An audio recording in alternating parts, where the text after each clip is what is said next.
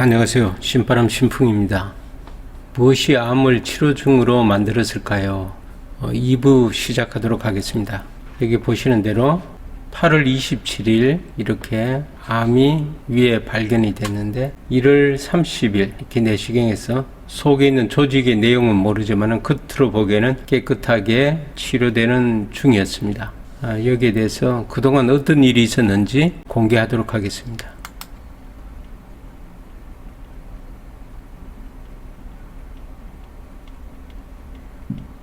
자, 치료 일기를 공개하도록 하겠습니다. 자, 암 진단은 9월 초에 조직검사 결과 악성으로 진단이 됐고요. 우리 가족 모두 멘붕 상태에 빠졌습니다. 대학병원에서 9월 5일 진료를 받고 다시 검사를 하는 과정을 거쳤습니다. CT 촬영하고 내시경 검사하고 9월 25일 진료에서 CT 검사상 복부 임파선 전이가 의심된다고 해서 혈액종양내과에 다시 예약을 하고 9월 달에는 암으로 진단되었기 때문에 암에 좋다는 이제 각종 자연식품을 구입했습니다. 미역기 등등. 그런데 구입한 거 거의 먹지 못했습니다. 설사 등 몸에서 받아주지 않아서 먹질 못했습니다. 그래도 야채, 과일즙 등으로 식사를 했고요. 또 강원도 등 요양시설을 이제 조사를 했습니다. 직접 방문해서 확인됐고요. 예를 들어서 하늘마을 힐링센터 같은 경우에는 그 강원도 거기 찾아갔는데 입소를 하려고 해도 11월까지 예약이 밀렸다고 하더라고요. 그래서 한 달 숙식 비용이 한 240만 원 정도 하고 그동안 기타 이제 암 관련 유튜브 시청하고 카페 등 정보 수집도 하고 이상구 박사 캠프 등 강연 시청도 하고 그렇게 했습니다. 정신없이 여러 가지 좋다는 거 있으면 구입하고 우왕좌왕 하던 시절이었죠. 그러면 암 진단 전에는 어떤 일이 있었느냐 하면 작년 5월 달에 약물 부작용으로 병원에 입원한 적이 있습니다. 자, 허리 디스크 통증으로 약을 먹었는데 전신이 부어올라서 병원에 입원해서 퇴원한 경우가 있었습니다. 그 후에 이제 소화불량 등등으로 이제 그때도 고생을 좀 했고요. 그전에도. 그런데 이 약물 부작용이 발생해도 오로지 환자 책임이었습니다. 그때 당시에 자기들 처방대로 했고 부작용이 발생했고 오직 고통받는 것은 이제 환자였습니다. 그래서 약의 부작용은 아무도 책임져 주는 사람이 없습니다. 그리고 40년간 안전한 약으로 되어 있는 구충제를 복용하면 부작용이 발생한다. 그렇게 걱정을 많이 하는데 도대체 이해할 수가 없었습니다. 자, 8월 달에 체중이 급속히 빠졌고요. 그래서 내시경을 해봐야 되겠다고 판단하고 평소 건강검진하던 병원으로 가서 내시경을 했습니다. 그 전에 6월 달에서 7월 달 한 달간 이제 유럽 자동차로 셀프 여행을 갔다 왔고요. 3월 달에 장모님이 돌아가셨고, 그래서 작년 초에는 건강에 제법 신경 쓰는 것 같았습니다. 여러 가지 동사무소에서 하는 라인 댄스 이런 데도 참여하고. 근데 좀 우려됐던 게 이제 화가 활동을 하면서 유화 작품을 많이 그렸는데 그때 이게 냄새가 좀 안 좋더라고요. 자, 그런 일이 있었고요. 그러면 암 진단 후에 뭐가 달라졌느냐? 자, 가족 모두 멘붕 상태에 빠졌죠. 저희도 처음이니까 죽음이 눈앞에 보일 때 의지할 곳은 신밖에 없다고 신앙생활의 변화가 있었습니다. 가정 예배 드리기 시작했고 치료 집회에도 참석했고 가까운 교회 금요철야 예배도 참석했습니다. 본교회는 조금 멀어서 주일날에만 예배 참석했고요. 그리고 우리 가족 모두에게 변화하라는 경고로 받아들였고 모두 각자의 삶에서 반성을 했습니다. 이런 환란 가운데 좋아진 점을 찾으라면 이전에 아웅다웅하고 크게 보였던 것들이 아주 하찮게 보였습니다. 돈에 대한 집착도 없어졌고요. 이게 좋은 점인지 모르겠지만은 이것 때문에 암 산업이 발전하는지도 모르죠. 몸이 좋다면 돈에 구애받지 않고 구입하고 했으니까요. 가족이 더 화목해졌고 그런 것들이 암 진단 후에 달라졌습니다. 10월 달에는 비타민 정맥 주사 등 본격적으로 치료를 하기 시작했습니다. 티모신, 리포산, 셀레늄 이런 것도 계속 맞고요. 음식도 가려서 먹고 MSM, 비타민C, 각종 영양제도 섭취하고 프리바이오틱스, 프로바이오틱스 등등 여러 가지 좋다는 것은 다 복용하기 시작했습니다. 물론 양이 많아서 제대로 복용을 못했습니다. 정맥 주사 중 토하기도 했고요. 그리고 10월 달에 특히 이제 몸에 열이 없어서 온도를 재니까 36도 밑으로 평상시에도 떨어지고 해서 복부 온열기를 구입해서 휴대 배터리로 계속 차고 있었고요. 그 다음에 핫팩을 계속 붙이고 있었고, 전기장판은 전부 다 이제 전자파가 적게 방출되는 DC형 전기장판으로 다 바꾸고, 뭐 이런 것들 좋다는 것을 다 했습니다. 그리고 10월 25일부터 11월 27일까지 양평에 있는 산골의 요양병원으로 갔고요. 거기서 계속 이제 표준 치료를 했습니다. 비타민 정맥 주사 등. 그때 한 달 좀 넘는데 한 600만 원 정도 치료비가 나오더라고요. 그 다음에 10월 25일 날 헬리코박터 제균 치료를 시작했습니다.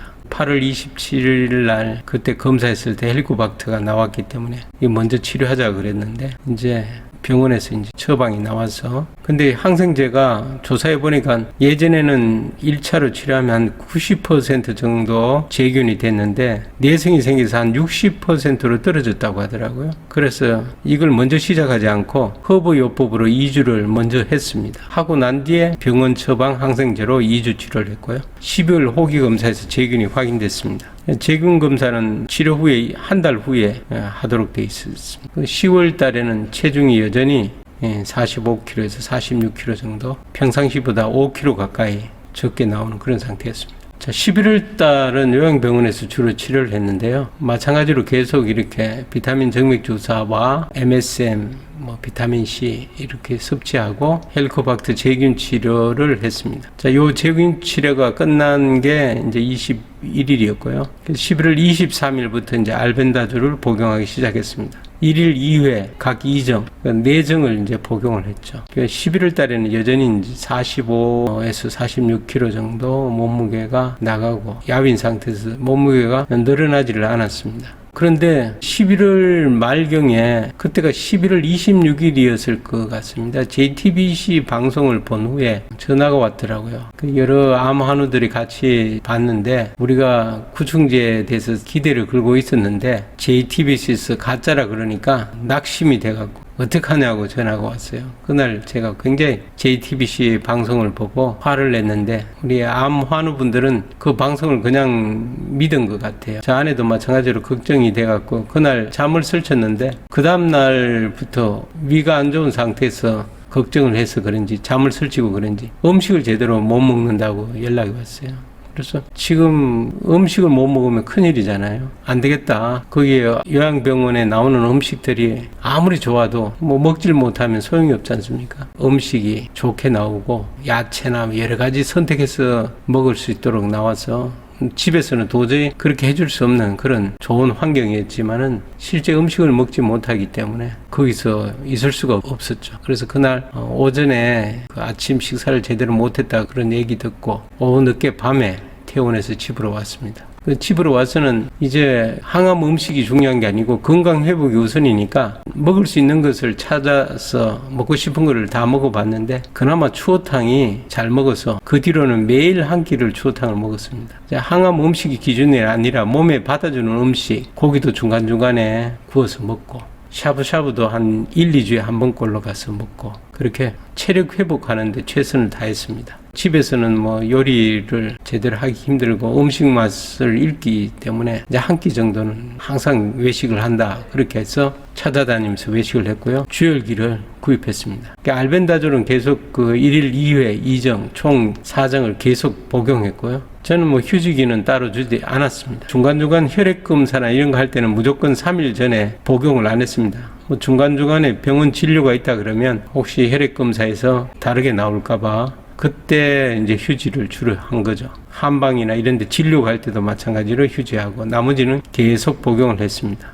그래서 한 1월달 한 달 정도 지나니까 48kg에서 49kg로 이제 회복이 됐죠. 그래서 이제 CT 촬영을 했고 원래 내시경 촬영도 있었는데 대학병원에서는 조직을 무조건 뗀다고 해서 조직을 떼는 검사를 하지 않으면 내시경을 안 해주겠다 그래서 그러면 안 하는 걸로 하고 CT만 촬영하고 왔죠. 그래서 이제 기존에 첫 그 진단한 병원, 그 건강검진하는 병원에서 병원에 가서 이제 내시경에 조직 검사를 하지 말고 보기만 하자. 그래서 본 결과가 지금 1월 31일 그 내시경 결과입니다. 자, 회복의 시기 한 거는 크게 세 가지예요. 이제 건강 회복을 위해서 이제 가리지 않고 음식을 먹은 거, 체중 늘리기 프로젝트. 그래서 암보다도 체중이 못 먹어서 더 힘들겠다. 그래서 무조건 라면도 먹고 싶으면 라면도 잠깐 먹었습니다. 근데 별로 조금 입에 대고는 안 먹더라고요.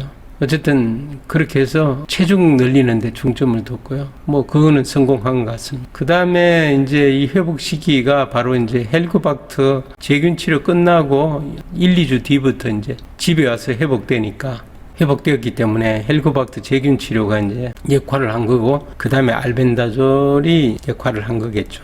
그래서 이제 헬리코박터에 대해서 한번 확인을 해봤습니다. 헬리코박터 균이 바로 여기 이 헬리코박터도 마찬가지로 위암의 주요 원인이라고 되어 있죠. 이분들도 마찬가지로 의학계에서는 위 속에는 위산이 많기 때문에 세균이 정식할 수 없다고 그렇게 했는데 발견을 한 것. 그래서 2005년에 노벨 의학상을 받았습니다. 이분이 헬리코박터가 바로 위궤양과 십이지장 소화성 궤양의 원인이다. 그래서 제균이 필요하다. 그랬고 암을 유발하는 제1의 발암물질로 규정했습니다. 여기 보면 암세포가 있을 때 제산제나 이런 걸 먹게 되면 암세포가 코팅이 돼서 암을 정상이 완화되고 암을 키우는 경우가 있답니다. 이런 경우에 미내시경 검사를 꼭 해야 된다, 이런 내용이 있고요. 저희 감염이 뭐 주로 이런 거 있는데, 특히 이런 게 있습니다. 내시경을 통해서 감염이 된다. 그 전에 했던 사람이 만약에 헬리코박터가 있다면 내시경을 통해서 감염이 된다는 얘기죠. 그 다음에 여기 보면 여러 가지 이제 림프종이라면 헬리코박터균을 치료해야 된다. 그래서 초기에 변연부 B세포 림프종은 헬리코박터 제균 요법부에 사라지는 것으로 알려져 있다. 아마 이 림프종이었습니다. 이 림프종이어서 사라진 것 같습니다. 제균 치료는 이런 사람들이 이제 제균 치료를 해야 된다고 되어 있네요. 자, 여기 보면 2003년도 11월 27일 보면 현대의학이 지적하고 있는 많은 종류의 발암인자 가운데 기생충은 빼놓을 수 없는 부분이다. 1997년도에 출판된 기생충학 서적은 최소 5가지 종류의 기생충이 암의 원인이 될 수 있음을 명시했다. 암도 관점에 따라서는 결국 하나의 정상에 불과한 것이다. 담도암을 일으키는 간흡충, 방광암을 일으키는 주혈흡충, 장흡충 뭐 등등 있고요. 근데 여기 재미나는 말이 있습니다. 오늘날 현대의학에서 기생충 분야는 완전히 무시되고 있다는 점이다. 2003년도에도 이런 기사를 쓴 사람이 있습니다. 그것이 이제 지금까지 이렇게 무시되어 온 거죠.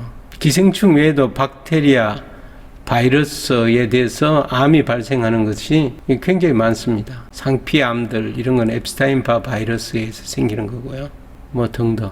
이건 자궁경부암, 유두종 바이러스 등등 이런 게 있습니다. 자, 구충제가 암을 치료한다는 게 항암 기전을 제외하고라도 충분히 가능성이 있다는 게 확인이 되고 있고요. 그 외에 다른 암도 어떤 바이러스나 박테리아나 미세 기생충이 암을 일으키는지 그것을 연구하면 거의 뭐 대부분의 암이 미세 기생충이나 그런 거에 의해서 생겼는지도 모릅니다. 여기에 대해서 연구를 안 한 게 문제죠. 현대의학에서. 자, 그런데 우리가 이 새로운 암이 발견됐다는 거죠. 1월 30일 날 CT에서 9월 달에는 없던 암이 발견이 됐는데 이 암이 이렇게 치료가 지금 되고 있는, 없어지는 모양새를 하고 있다는 거죠. 그럼 원래는 이 둘레만큼 암이 이제 가득 있었다는 겁니다. 이게 이 부분이. 그럼 이 부분이 언제 생겼느냐? 9월 내시경 이후에 생겼겠죠. 그리고 12월 달에 몸이 좋아졌으니까 아마 그때 치료가 12월 초부터 치료가 시작되지 않았나 이렇게 생각되는데, 그러면 10월 달에 치료한 것들은 근본적인 암을 치료하는 역할로서는 부족했다는 거죠. 자, 10월 달에 이렇게 비타민 정맥 주사나 이런 것도 했는데 이것들이 일반적인 암세포를 억제하고 줄이는 데는 효과가 있었겠지만은 그래도 암세포가 막 번창하는 데는 큰 힘을 발휘 못했다. 결국은 뭐냐면 원인을 제거하지 않고는 외부 치료로는 상당히 힘들다는 거죠. 마찬가지입니다. 항암이라든가 방사선도 원인을 모르고 무조건 치료하는데 그것이 제대로 치료가 안 되는 거죠.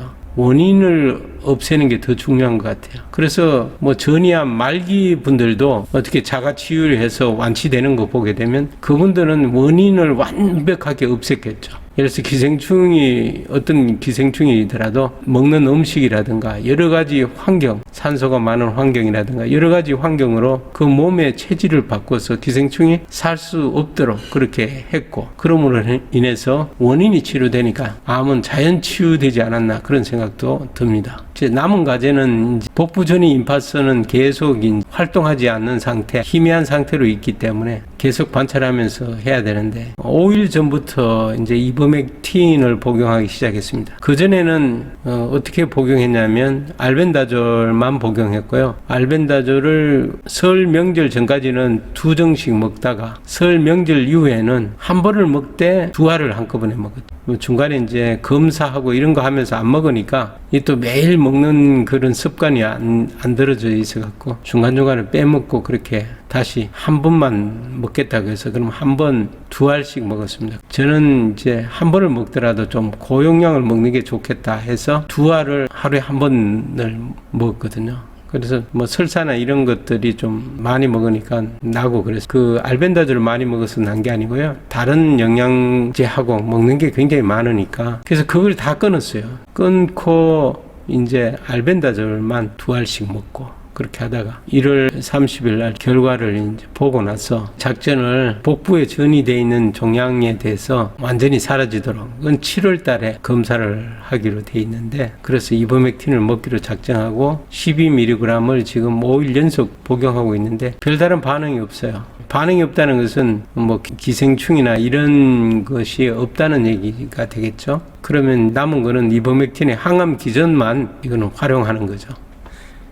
뭐 어떤 증상이 있다면 그거는 기생충도 죽이는 그런 증상인데 그런 증상이 알벤다졸 먹을 때도 없었고 이버맥틴 먹을 때도 지금 없는 것 같습니다. 근데 또 다른 걱정이 있는데 요번에 그 내시경에서 역류성 식도염이 보였습니다. 그래서 확인해 보니까 역류성 식도염에 이게 바로 이제 식도와 저 밑에는 위가 되겠죠. 식도와 위의 그 경계선에 이렇게 역류성 식도염 증상이 있었습니다. 좀 이게 좀 걱정이 돼서 이것도 찾아보니까 헬리코박터를 제균 치료를 하면 위산 분비를 헬리코박터가 억제를 시켜서 자기가 살고 있다가 죽어버리면 위산 분비물이 증가돼 갖고 역류성 질환을 악화시킨다는 보고가 또 있더라고요. 이 상관관계가 있답니다. 헬리코박터가 감염돼 있으면 위의 상부에 있는 암이 발생이 덜하답니다. 제균 치료가 되니까 또 이제 반대로 역류성 식도 질환이 더 증가돼 있어요. 이 부분에 대해서 지금 어떻게 치료할까 지금 생각 중에 있습니다. 위산 분비가 증가되니까 이런 현상이 생기나 봅니다. 여기 이런 내용도 있더라고요. 찾아보니까. 개인적으로 이제 의견은 저는 이제 우리가 아는 범위 내에서 최선을 다했고 때로는 대학병원의 프로세스가 넣는 것에 불평도 했고 JTBC의 편파 왜곡 보도로 낙담에 걱정으로 밥을 제대로 못 먹는 최악의 상황도 있었지만 뒤에 뒤돌아보니까 대학병원에서 시간을 끌었기에 구충제에 대해서 알게 되었고 또 방송 왜곡에 화도 났지만은 그 덕에 집으로 와서 건강을 회복하기 시작한 것 그리고 가정예배를 드리기 시작한 것 등 모든 것이 저는 개인적으로 믿는 하나님의 은혜라 생각하며 앞으로의 길도 인도하시리라 믿으며 감사하며 믿음으로 살아가겠다는 그런 각오를 가졌습니다. 감사합니다.